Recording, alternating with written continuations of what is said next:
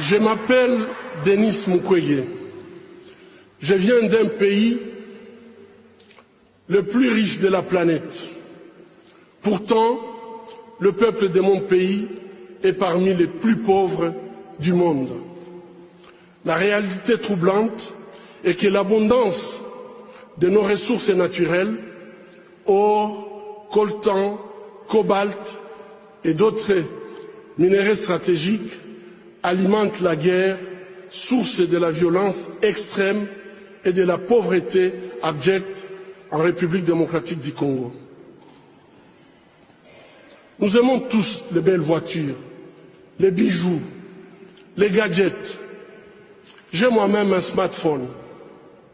Ces objets contiennent des minéraux qu'on trouve chez nous, souvent extraits dans des conditions inhumaines par des enfants jeunes qui sont victimes d'intimidation et de violences sexuelles. En conduisant votre voiture électrique, en utilisant votre smartphone, en admirant vos bijoux, réfléchissez un instant au coût humain de la fabrication de ces objets. En tant que consommateur, le moins que l'on puisse faire,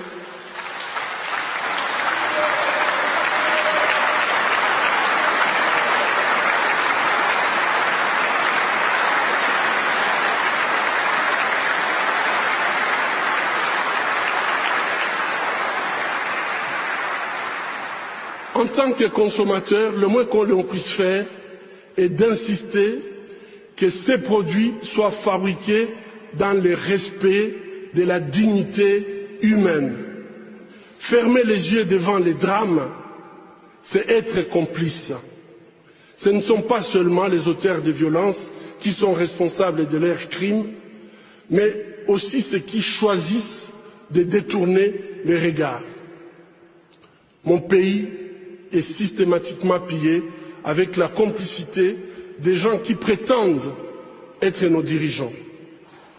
Pillés pour leur pouvoir, pillés pour leurs richesses et leur gloire, pillés aux dépens des millions d'hommes, de femmes et d'enfants, innocents, abandonnés dans une misère externe, tandis que les bénéfices de nos minéraux finissent sur les comptes opaques d'une oligarchie prédatrice.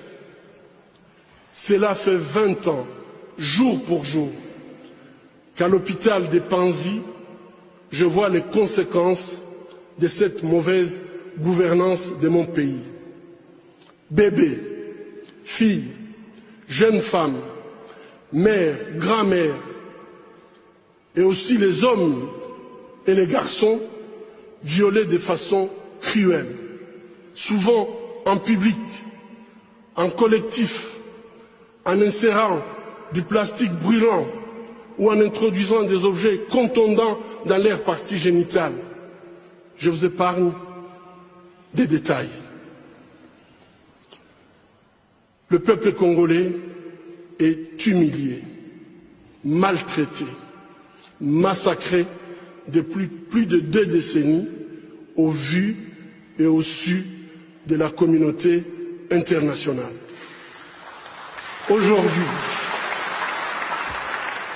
Aujourd'hui, grâce aux nouvelles technologies d'information et de la communication, plus personne ne peut dire « je ne savais pas ». Avec ce prix Nobel de la paix, j'appelle le monde à être témoin et je vous exhorte à vous joindre à nous pour mettre fin à cette souffrance qui fait honte à notre humanité commune. Les habitants de mon pays ont désespérément besoin de la paix.